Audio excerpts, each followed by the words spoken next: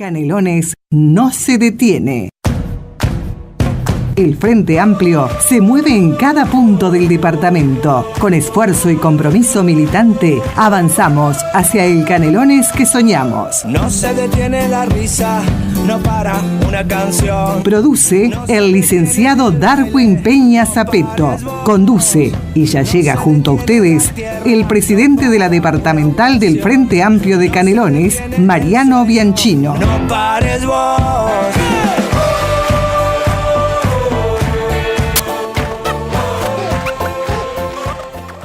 Y como lo prometido es deuda, queridos compas, tenemos al compañero allá en el perillímetro. Ustedes saben que ya es digamos casi una leyenda urbana el mal humor que nos caracteriza, que me caracteriza, que es motivo de mofa y burla a lo largo y ancho de toda la estructura del Frente Amplio, porque dicen que jamás me río y que además que somos muy proclives a la ira, a la furia y al insulto, pero bueno, esto no lo vamos a cambiar. Es un gusto, lo agradecemos, un honor estar con el compañero Maxi Rivero. ¿Qué edad tenés, Maxi, vos?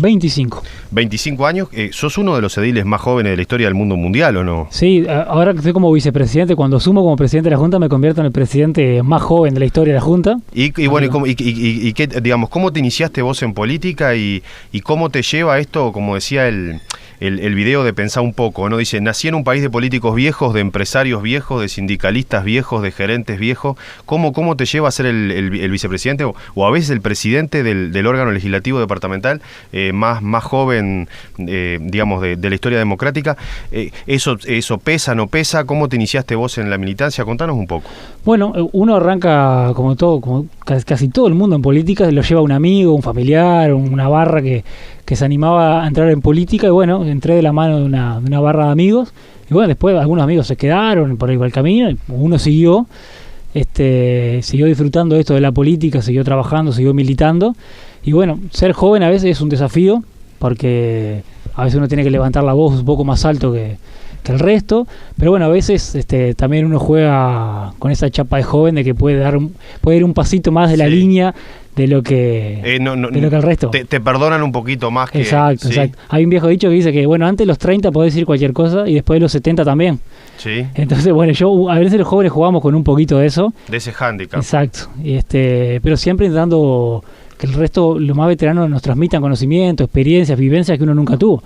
Hay otros ediles que tuvieron la vivencia, por ejemplo, de ser oposición. Sí, claro. Vos sabés que yo se lo pregunté, es raro, porque hace 15 días tuvimos, digamos, el lado opuesto de la luna de alguna manera, porque tuvimos a Juan Ripoll. Juan es un mito porque en realidad creo que está desde el año 90, o sea, un cuarto de siglo desde antes que yo naciera. Desde antes de que vos nacieras, y también le preguntábamos un poco eso, ¿no? El secreto de la permanencia, y algo que a mí me intriga mucho desde el punto de vista militante, pero también desde el punto de vista político, de la construcción de la izquierda en el departamento, de cómo era ser oposición. Y él me dijo, bueno, en realidad, él decía, en el último periodo de Hackenbruch, nos tocó una época de oro, una época dorada para hacer oposición. Pero bueno, Maxi, estamos acá por otro asunto, estamos por el tema de la votación, pero no de la votación en sí, sino de la iniciativa, de que nos expliques un poco, bueno, cómo se fue gestando, cuál fue el proceso, cuáles son las consecuencias y también el pensamiento más de largo plazo, ¿no? Que vincula esa cuestión que leíamos un poco en la columna de no generar falsas oposiciones entre una izquierda productivista vinculada al empleo y a la generación de riqueza y una izquierda ambientalista. Ustedes dieron un paso, tomaron riesgos y además fue un golazo. Tengo acá los resúmenes, los recortes de prensa, y tuvo un impacto nacional como pocas veces visto, ¿no? Sí, sin duda. A veces las juntas departamentales quedan un poco en el olvido, ¿no? Sí. O no son tema en las agendas centrales de los grandes medios de comunicación. Esta vez nosotros lo fuimos por algo positivo. A veces las juntas departamentales son noticias por cosas negativas, como hemos tenido algunos casos, pero bueno, en esta vez por algo positivo. Y la multa en sí es lo último. Pero hay que repasar todo el proceso anterior. Contanos un poco. Yo creo que todo el país, sobre todo Canelones, empezó con un conflicto de intereses, ¿no? Canelones chacreros, pequeños productores, y de repente a los chinos se le ocurrió meter una gotita de soja en el arroz, y eso nos generó conflicto. Empezaron las grandes extensiones de tierra, una producción que Canelones no apuntaba a eso, no estaba acostumbrado, y se empezaron con una matriz además de horticultura, frutícola, ¿no? De ganadería intensiva, ¿no? Entonces, eso genera conflicto. El Canelones clásico y este nuevo Canelones genera conflicto, y el gobierno no podía estar ausente, tenía que marcar reglas del juego, tenía que marcar la cancha un poco. Y bueno, así como... Fue un proceso difícil. Fue un proceso muy difícil porque los tiempos de la institucionalidad no son los mismos que los vecinos lo sufren literalmente a esto, problemas de salud, problemas económicos, etcétera, etcétera. Y el gobierno canal estuvo arriba, fue generando ámbitos de discusión, ámbitos de debate, herramientas para ir solucionando algunas cosas. Por ejemplo, los perímetros rurales con asentamientos humanos, las cautelares de Laguna del Cisne, las cautelares de Santa Lucía. Ahora hay un tema en la Junta que son el sistema de áreas protegidas de Canelones. O sea, una serie de herramientas que llevan un montón de tiempo porque hay que discutir, hay que acordar con todo el mundo. Mucha discusión junto con los vecinos, con los organismos nacionales. El gobierno nacional también está en esto, junto con los municipios. Y bueno, cuando se viola alguna de esas normativas, que aparece la multa, que es bueno, lo que atrae siempre las cámaras por la cantidad del monto en esto. A ver, ¿de qué monto estamos hablando? Bueno, las multas fueron 5. A ver. Hubo una de 20.000 UR en Laguna del Cisne. Sí. Que en lo que se hizo fue se secó un bañado alrededor de la laguna. Hablamos de Laguna del Cisne, que de ahí se extrae agua potable. ¿No? Exactamente. Es un reservorio de agua potable para todos los canarios. Saludar también a toda la gente, toda la barra de Salinas, que se movilizó hace largos años. Nosotros me acuerdo que incluso tuvimos mesas políticas extraordinarias, una vez y otra también in situ. Bueno, ellos juntaron dinero entre los vecinos para mandar a Alemania y otros países estudios del agua sobre el glifosato y sobre la toxicidad agregada. Estuvimos con Pose, con el gallego Pose, con Uriarte cuando era el presidente de OCE, etcétera, etcétera. Bueno, pero contanos un poco eso. Lo que pasó con el bañado es un sistema natural que lo que hace es funciona como esponja para que los microorganismos no ingresen al agua. Cuando los bañados se secan, ingresan al agua, se llenan de nutrientes y se hace más complejo la potabilización del agua. Y después los vecinos lo sienten cuando abren la canilla en la casa, sienten que el agua no es la misma y la calidad es baja. Y además que es mucho más caro. Bueno, esto, la productora que hizo esto secó el bañado para tener más tierra para plantar. Esto le costó una multa de 20.000 UR, algo como $600.000, una cosa por el estilo. Una moneda. No, porque siempre está el mito de, no, las multas son bajas, pagan y siguen. No, sí. $600.000 son $600.000. Después está en el Santa Lucía, un hombre que cortó una monte nativo, una franja de monte nativo importante. ¿Con qué objetivo? Para hacer un canalón para meter su propio bote al río, o sea, de la calle hacia el río.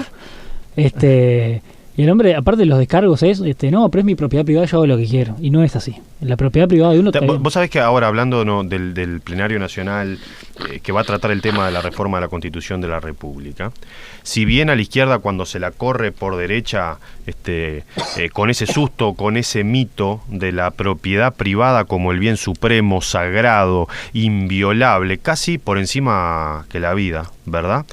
Porque esta es una constitución liberal, una constitución que hereda aquellas viejas teorías del dejar hacer, ¿no? Dejar hacer, dejar pasar, esa vieja teoría de los fisiócratas liberales del siglo XIX, donde muchas veces, si lo compren, pero no todo se compra ni todo se vende, y eso también debe ser revisado, ¿no? Exacto. La propiedad privada existe y hay que limitarla. Tiene ciertos límites. No me puedo parar en el derecho a la propiedad privada para atentar contra la vida, contra la salud, con el ambiente, de los demás. La verdad, a veces extraña cómo algunos defienden esa postura de mi propiedad, yo hago lo que quiero, aunque afecte directamente la salud del que está al lado. Y esto lo del bote es paradigmático, ¿no? Porque el hombre hizo un canalón 200 metros con una retro para meter el propio bote porque le quedaba incómodo si no meterlo por otro lado. La verdad, es un atentado. Bueno, ¿y esa multa de cuánto fue? Esos son también 20.000 UR, $600.000. Se podía comprar otro bote. Se podía comprar otro bote tranquilamente. Y bueno, las otras son las de Máximo Castilla, ¿no? Las de Paso Picón, que son 2 de 10.000 UR. ¿Por qué fueron emblemáticas esas? Contanos un poco. ¿Por qué fue la tapa de los diarios eso? Esto viene de lejos. Desde el año 2013 que la Intendencia empieza a recibir denuncias constantemente de los vecinos, de fumigaciones arriba de las casas, problemas de salud, que estaban sintiendo los vecinos allí. Había una escuela, se fumigaba. O sea, le fumigaban arriba de la escuela. 20 metros. Fumigaban con Roundup. Exacto, con el mosquito, el famoso mosquito. Sí. Con el famoso mosquito, y productos que ellos lo plantean como moderadamente tóxicos, pero que te hacen pelota. Sí. La verdad, a la larga te terminan haciendo pelota. Problemas respiratorios, alergias, etcétera, etcétera. Y bueno, eso empieza a tener denuncias de los vecinos. Este señor, con poca paciencia empieza a insultar, a amenazar, a golpear, incluso pocas semanas golpeó a una vecina de allí. Y es emblemático porque todos los productores, lo que la intendencia le dice, usted está haciendo las cosas mal, los productores dicen, bueno, yo quiero solucionarlo. Y este señor, yo no quiero solucionar nada, esto es mío y yo hago lo que quiero y punto. Ideológicamente convencido de tirar veneno arriba de... Exactamente, ¿no? El capital cuando quiere acumular a toda costa, bueno, esa era la visión de este productor, y la intendencia no le titubeó el pulso para ponerle multas que equivalen a más de $1 millón. Ya no se paga y se sigue contaminando, es más de $1 millón. Y bueno, yo creo que ese tipo de señales son muy importantes, por lo menos no solamente para los vecinos de ahí, sino para todo el departamento y para todos los gobiernos departamentales. Porque ayer un periodista, Canal 11 en Las Piedras, me decía, ¿qué pasa con el resto de los departamentos de la cuenca de Santa Lucía, por ejemplo? Eso es una pregunta que nos tenemos que hacer todos. ¿Qué pasa? ¿Qué es lo que pasa? Cuando uno compara las normativas de Canelones, las compara con San José, con Florida o con La Valleja, hay un abismo de diferencias, son muy grandes las diferencias, y se da cuenta que Canelones dio muchos pasos que el resto no se ha animado a dar. Vos sabés que, hablando un poco de las paradojas, a veces de las oscuridades que todos tenemos, de la defensa irrestricta de la propiedad, de la ambición, del dilema productivismo-ambientalismo, también egoísmo-solidaridad, nos anotan de la producción que el sojero Máximo Castilla es un médico, ¿no? De familia profesional que hace unos años se dedicó a la tarea rural.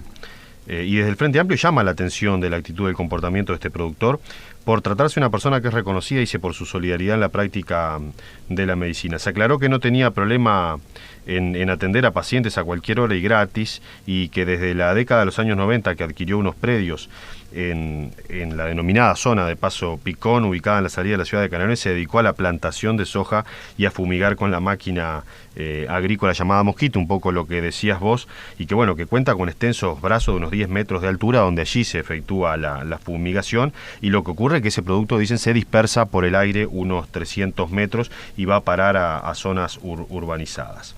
El productor empezó a tener problemas en el relacionamiento de los vecinos, esto Maxi vos lo aclarabas, y se negaba además a modificar su actitud, que hubieron diferentes propuestas para adquirirle el predio a fin de ser urbanizado, pero no aceptó, y bueno, dice que el Colegio Médico del Uruguay en primera instancia falló en contra y luego se declaró incompetente, en tanto el Ministerio de Salud Pública le aplicó una multa de $1 millón y el expediente se encuentra en el Tribunal de Apelaciones. Qué compleja además la realidad institucional en relación al tema medioambiental, en la práctica, en la sanción y en el contralor concreto, ¿no? Sí, es muy complejo porque hay muchas instituciones que tienen que ver, el Ministerio de Salud Pública, intereses también, ¿no? Dinama, y hay muchos intereses atrás. Yo creo que es muy compleja la trama en estos temas. Entonces el Estado tiene que seguir generando esos vínculos para coordinación y para ir facilitando algunas cosas. La Intendencia de Canelones ha hecho algunas cosas interesantes. Por ejemplo, que las denuncias que se hagan a Dinama, por ejemplo, o al Ministerio de Salud Pública o a la Intendencia, automáticamente los tres toman conocimiento. Bien. Los tres toman conocimiento. Entonces no es aquello que tenés que ir a denunciar a 3 lados. No, denunciar en uno y todos toman conocimiento y toman acciones coordinadas. El Ministerio de Salud Pública le ha puesto multa, la Dinama le ha puesto multa, el Ministerio de Ganadería le ha puesto multa, ahora la Intendencia le ha puesto multa. La multa de la Intendencia son las más altas, sin lugar a duda. Y también lo que hay en el medio es una denuncia penal que le hizo la Intendencia en el año 2013, que están ahí en juzgado de Canelones, por las afectaciones directamente a la salud y un montón de cosas más, en donde el Ministerio de Salud Pública coloca en el expediente unos estudios que hay donde se demuestra que los vecinos tenían afectaciones. O sea que se demostró empíricamente. Exactamente, empíricamente se demostró eso. Y bueno, y eso disparó la necesidad ya de imponer normativa de que no se fumigara ahí más, de marcar ese límite de 300 metros, que es lo que dicen algunos que vuela el fertilizante en los días de mayor viento, para proteger la vida de la gente de ahí que estaba previo a esta producción, previo a que él adquiriera los terrenos, previo a la producción, y que tenemos que garantizar cuando la gente quiere vivir en un ámbito rural, tenemos que garantizar que puedan desarrollar su vida ahí y que nadie los venga a correr con el poncho, como se dice, por tal de acumular 3 o 4 pesos más. Que nos resta hablar también del futuro, del día después, de cómo sigue esto, de cuáles son los planteos, de si hablaron además con los compañeros de la bancada de Iles, y también vamos a tener línea y vía telefónica a otro colega y querido compañero, además de la mesa política, el compañero Gustavo Reynoso, un argumentador potente, ¿no? Gustavo es un tipo que estudia mucho y que tiene una solvencia bárbara en ese sentido, pero bueno, vamos a una pausa, escuchamos algún temita. Está haciendo muchas caras raras, caras extrañas el operador en el perillímetro, casi que me hace reír. Está claro que no lo va a conseguir. Un temita, nos tomamos unos mates y enseguida regresamos con Gustavo al aire.